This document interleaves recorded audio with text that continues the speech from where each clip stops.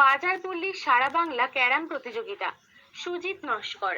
গড়লগাছা বাজারপল্লী আয়োজিত সারা বাংলা ক্যারাম প্রতিযোগিতা অনুষ্ঠিত হলো 25শে আগস্ট রবিবার গড়লগাছা জমিদার বাড়িতে। এই প্রতিযোগিতা উপলক্ষে বাজারপল্লী সদস্য সুজয় দাস, অমিত কর্মকার, সুকুমার বাগ, সময় ধারা, সুধীর দাস, ভোজু মুখার্জি, সুরজিৎ দাস, পুষ্পেন গুপ্তা, সুদীপ ব্যানার্জি, অমরনাথ ধারা প্রমুখের ঐকান্তিক প্রচেষ্টায় ও পরিচালনায় দিবারাত্রিব্যাপী এই প্রতিযোগিতাটি সুষ্ঠুভাবে সম্পন্ন হয়। গড়লগাছা বাজারপল্লীর এই ক্যারাম প্রতিযোগিতা তৃতীয় বর্ষে পদার্পণ করল বলে জানান সংস্থার সহ সম্পাদক অমিত কর্মকার। প্রতিযোগিতায় প্রধান অতিথির আসন অলংকৃত করেন সমাজসেবী নিশীথ বক্সী।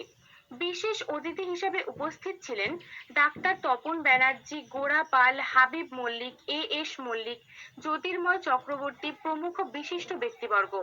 প্রতিযোগিতায় চ্যাম্পিয়নের শিরোপা অর্জন করেন অমিত কর্মকার ও আব্দুল মজিদ। রানার্স আপ হন আফতাব আলম ও এস ভগত।